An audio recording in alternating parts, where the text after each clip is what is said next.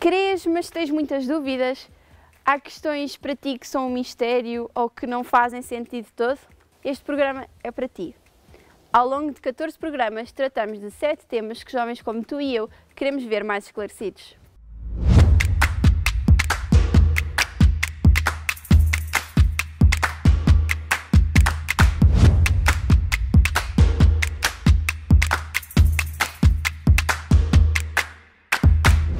Hoje vamos desmistificar a espiritualidade oriental e a possível relação com a fé cristã com o padre Adelino Ascenso. Eu sou a Ana Lúcia e este é o Take 2.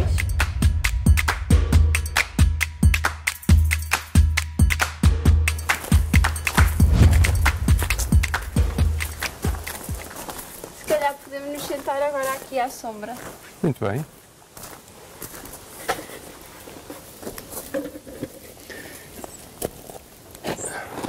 Então, Padre Adelino, mudámos de cenário, mas continuamos aqui na Casa Velha em Orem, para continuar a desmistificar este tema gigantesco que é a espiritualidade oriental e a espiritualidade cristã. Não vou apresentar de novo, porque à partida esperemos que as pessoas estejam contextualizadas de onde é que nós vimos. Vamos continuar um bocadinho a conversa que deixámos em stand-by. A minha questão agora que eu assim deixei para agora, uma questão que eu acho que é muito importante questionar é porquê que os jovens se sentem tão atraídos à espiritualidade oriental?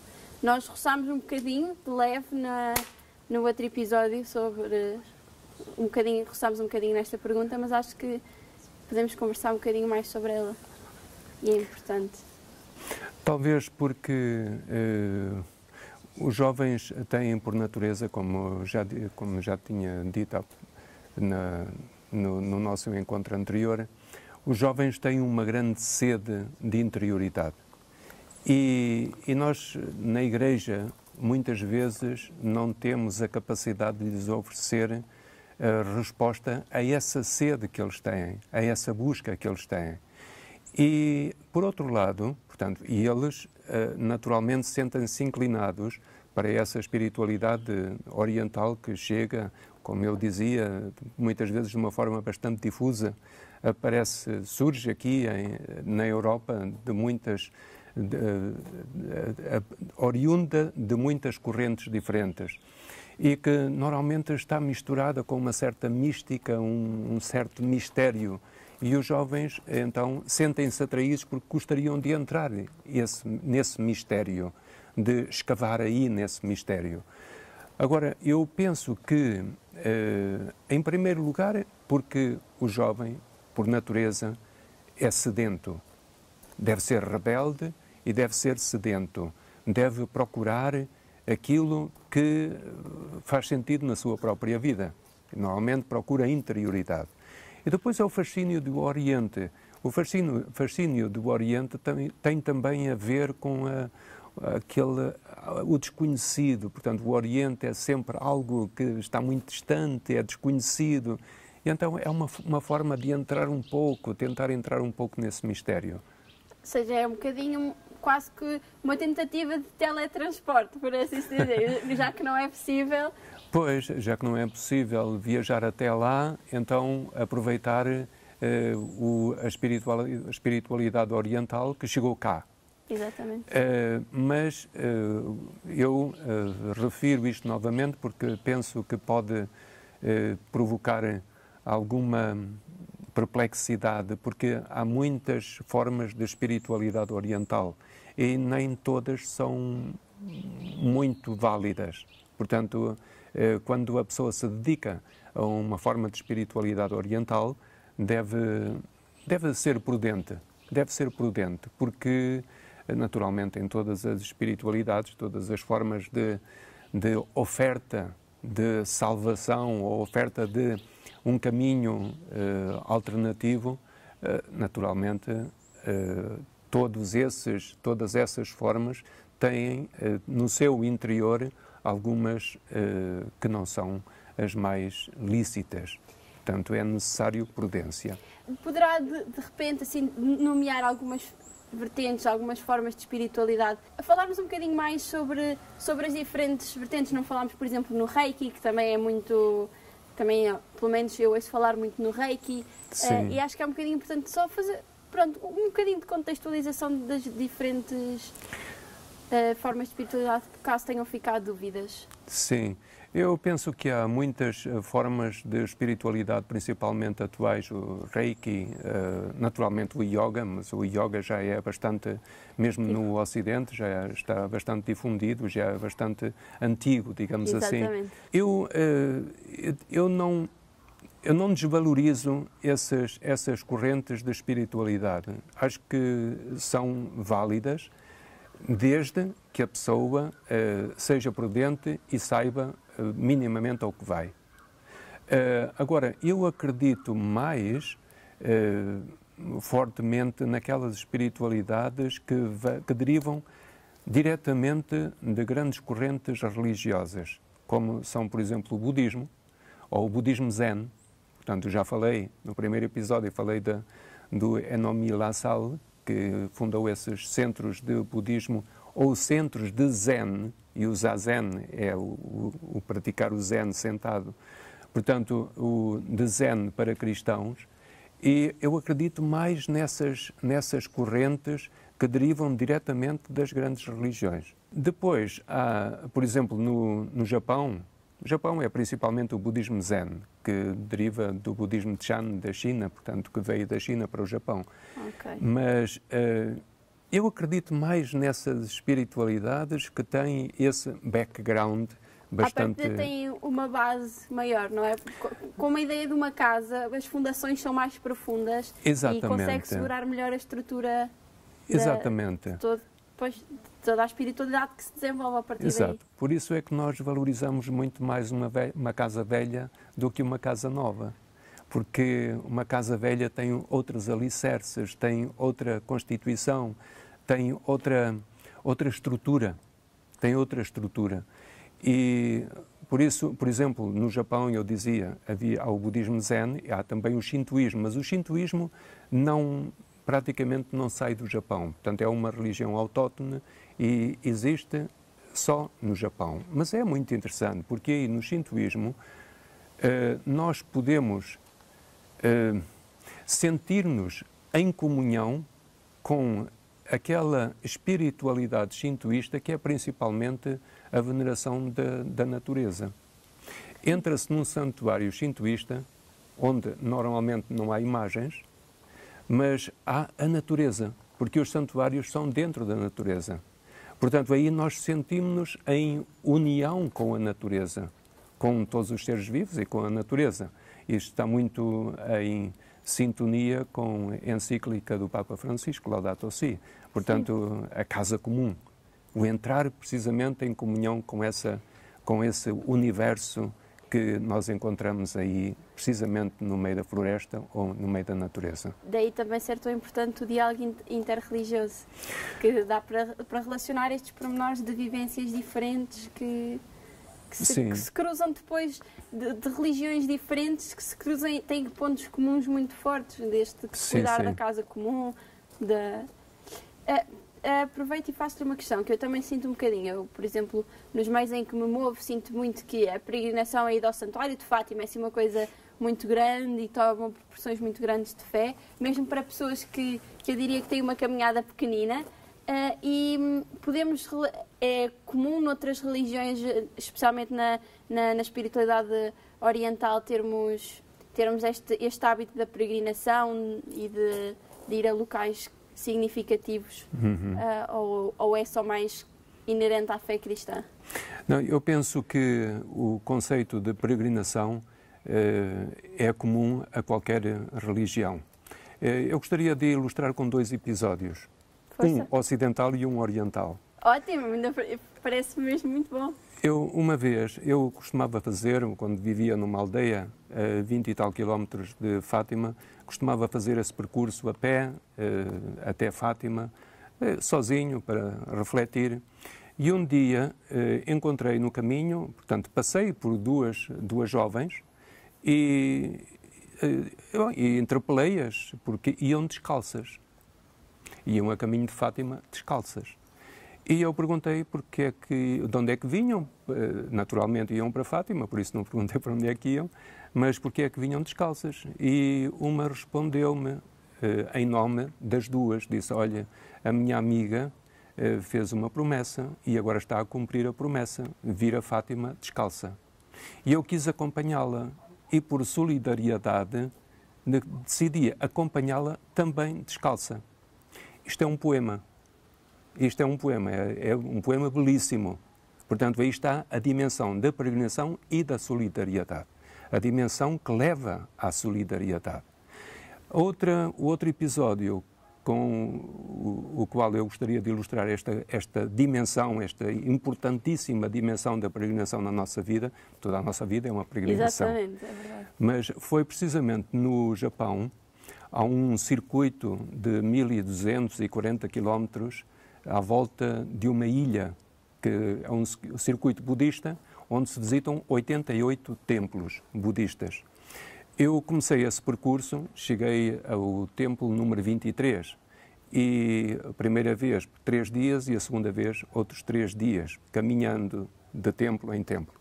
E um dia encontrei um senhor, uma imagem impressionante, um senhor vestido de branco, barba branca, japonês, barba branca, uma fita branca no cabelo, e cabelo que restava do cabelo dele Isso é quase branco. um personagem de filme, que é muito o que nós vemos nos filmes. É quase um personagem de filme, sim, com um bastão do budismo esotérico. Ok. Interpelei-o, começámos a conversar e, à altura, pronto, eu disse-lhe quem era, que era português e que era missionário, que era padre. Não era muito vulgar, aliás, era raríssimo que um padre fizesse aquele percurso, porque era um percurso budista. Claro. E, no final, despedimos-nos e ele ofereceu-me o seu diário, que era escrito nos poemas haiku, que são os poemas japoneses, e que eu ainda tenho esse diário comigo. Eu fiquei embaraçado quando ele me ofereceu, à despedida, me ofereceu o diário, e eu disse-lhe, então, mas isso é o seu diário. E ele disse, a partir de hoje eu escrevo outro. Ora, isto é de um significado impressionante, porque diz o escritor japonês Shusaku Endo que quando há um verdadeiro encontro, permanecem laços indestrutíveis. E eu penso que aí houve um verdadeiro encontro interreligioso e intercultural, de tal forma que ficaram laços tão profundos, e a prova disso é que eu estou agora a falar nele. Exatamente. Que ele depois, anos mais tarde, todos os anos, me enviava um postal pelo Ano Novo, onde ele colocava uma fotografia sua e escrevia com um pincel as boas festas, portanto, a frase boas festas. E agora já terá falecido, se não tivesse falecido, agora teria mais de 100 anos, para aí uns 110 anos, porque quando eu o conheci, ele já tinha cerca de 80 anos de idade. Portanto, aí está o que a peregrinação pode fazer. A questão da peregrinação na Ásia, na espiritualidade asiática, é fundamental. Mas a peregrinação não para chegar a uma meta, a peregrinação para rasgar caminho. E quando se rasga caminho, vai-se estabelecendo relações, vai-se encontrando alguém, vai-se encontrando a natureza.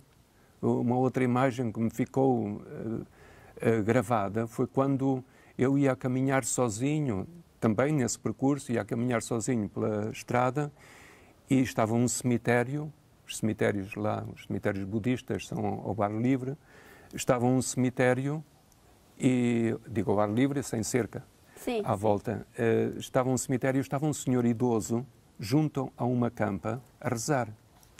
E eu parei, porque aquilo era uma imagem belíssima. Eu, por respeito, não tirei nenhuma fotografia, como é óbvio, mas tinha as montanhas lá ao fundo e esse senhor velhinho ali diante de uma campa a rezar. E quando ele me viu que eu era um peregrino, veio ter comigo e quis-me dar dinheiro. E quando, chama-se em japonês, seitai, que é oferenda. Quando ele veio dar-me dinheiro, eu fiquei embaraçadíssimo e disse, não, eu tenho dinheiro. E ele disse, seitai, oferenda. E como eu era peregrino e aquilo era uma oferenda, eu não podia recusar. E aí está mais um poema daqueles poemas que nós podemos ir colecionando nas nossas peregrinações. Repito, a peregrinação no Oriente é fundamental. E no Ocidente? No Ocidente também, porque isso é comum ao ser humano. Nós somos peregrinos da vida.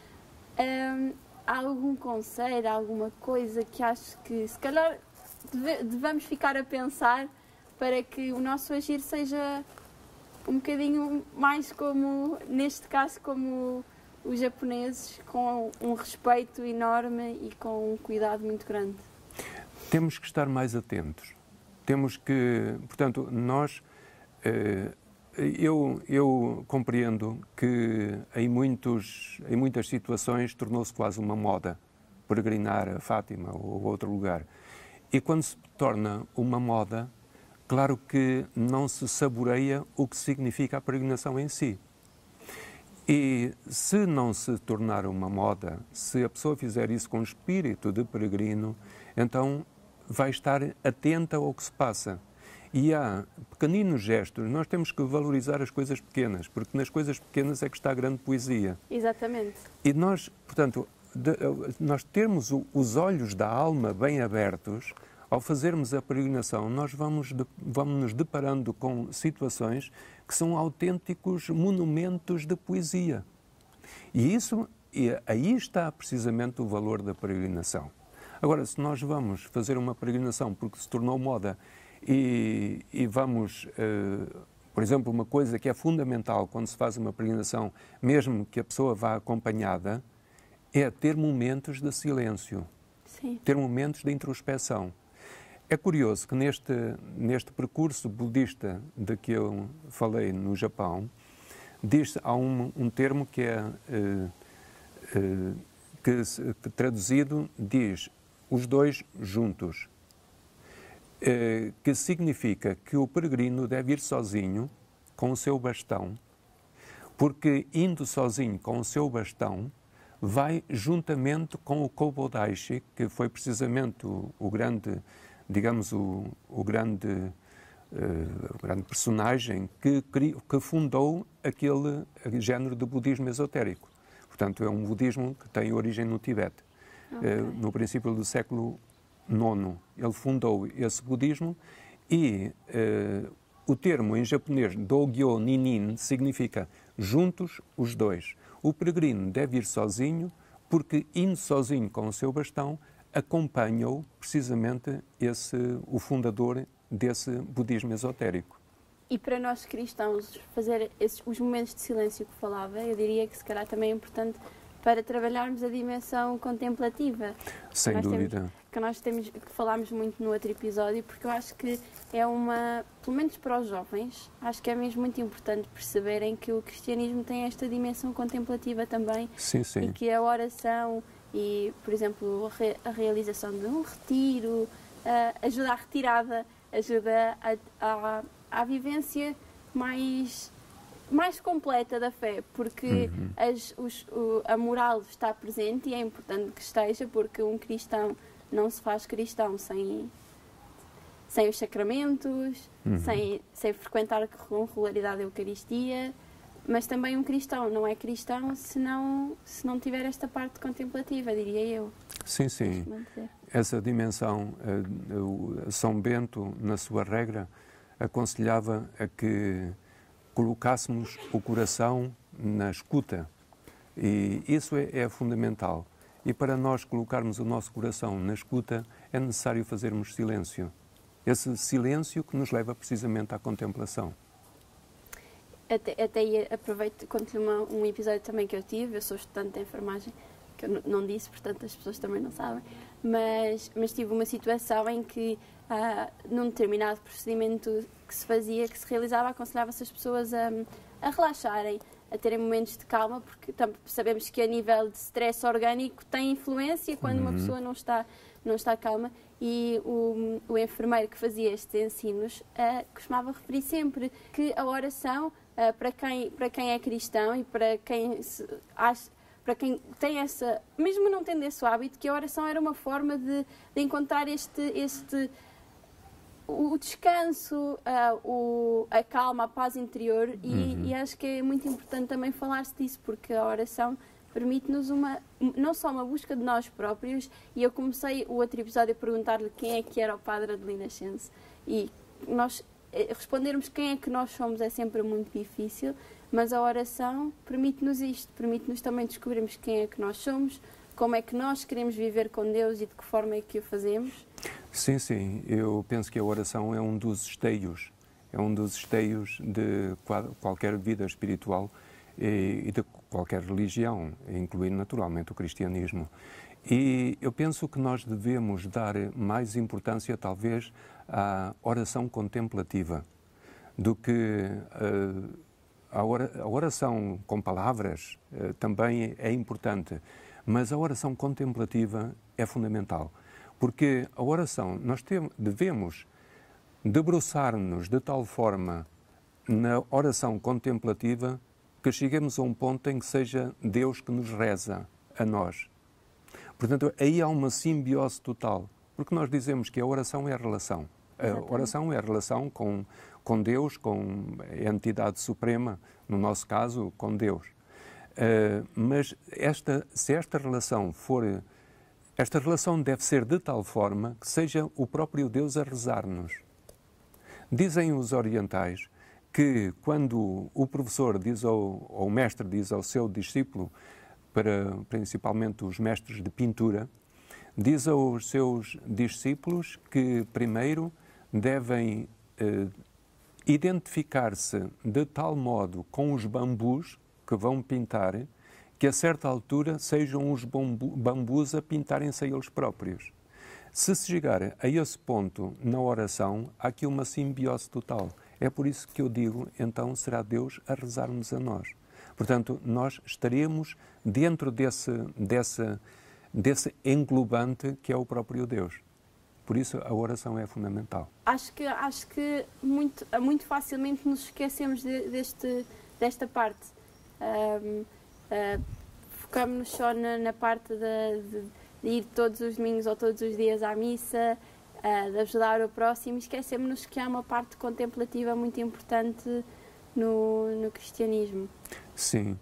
E esta parte contemplativa eu gostava de sublinhar que não pode ser separada da vida cotidiana, porque nós podemos tender, e há uma tendência para colocar os diversos departamentos em gavetas diferentes. Eu falava no primeiro episódio, ir à missa, estou ali 1 hora e depois esqueço tudo e vou para a minha vida cotidiana. Não, tem que haver uma relação intrínseca entre aquilo que se experimentou na Eucaristia e aquilo que se está a viver na vida cotidiana. Porque a transformação mais importante na celebração da Eucaristia, qual é? Não é a transubstanciação, é a transformação de nós próprios. Se nós na Eucaristia não tivermos essa transformação do nosso coração, então a Eucaristia deixa de ter o valor intrínseco que deve ter para nós. Se ela nos transformar, nós na vida diária continuaremos a celebrar a própria Eucaristia que celebramos ali durante aquela hora, que não é aquela hora, é a continuação da nossa vida diária. Por isso é que a oração e a vida contemplativa não pode ser separada da vida cotidiana. Por isso é que Santa Teresa dizia, Deus move-se entre os tachos. É entre os tachos e as panelas, na nossa vida diária, na nossa vida cotidiana, no nosso dia-a-dia, na nossa trivialidade, que nós devemos descobrir a espiritualidade de Cristo, a espiritualidade de sermos cristãos. Eu, nessa ideia, posso contar um episódio que tive uma vez, que foi num encontro europeu de TZ, que há conversa com um rapaz que conhecia, um polaco, que ele me dizia que muitas vezes, por exemplo, no momento de estudo, antes dele começar a estudar, decidia que aquele momento era dedicado a Deus. Ele tinha que estudar, mas era uma forma não só de se motivar, porque o ajudava, estava a fazer aquele momento de entrega, mas acho que é de uma beleza muito grande entregarmos os momentos da nossa vida a 100%. E acho que é muito fácil, com a correria que nós vivemos no dia-a-dia, nos passar completamente ao lado. Claro, claro. E isso é uma pena, porque desperdiçamos daquilo que é mais importante na nossa própria vida. Temos aqui um companheiro. Padre Adelino, estamos a terminar este conjunto de 2 episódios. Acho que foi muito interessante, agradeço-lhe muito. Nada. No primeiro episódio perguntei-lhe se queria dizer alguma ideia. Faço-lhe de novo a mesma pergunta, se quer deixar alguma mensagem aos jovens que procuram muito a vivência oriental da fé. Tem algum conselho assim forte? Que procurem escavar também na sua própria tradição. Porque, como eu dizia no primeiro episódio, eu tive que ir até longe para descobrir lá longe que o tesouro estava na minha casa. E, por vezes, é necessário fazer esse percurso até longe para chegar à periferia, e depois da periferia é que se vê realmente com outros olhos o que se tem dentro da própria casa. Eu aconselharia os jovens a escavarem na sua própria tradição. Isso também diz o Dalai Lama. Quando o Dalai Lama esteve em Portugal em 2001, ele disse que não era necessário que se convertessem ao budismo, que procurassem, escavassem na sua tradição religiosa, porque aí encontrariam a espiritualidade. E eu penso que o cristianismo tem muito para dar, no que diz respeito à contemplação, no que diz respeito à oração, no que diz respeito à espiritualidade, no que diz respeito à interioridade.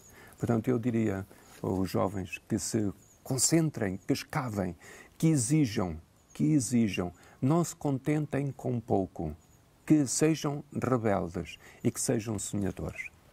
Obrigada, Padre Adelino. Vou fazer isso. Ótimo. Vou aproveitar as suas palavras porque sem dúvida que é importante. E conversa a conversa vamos desmistificando.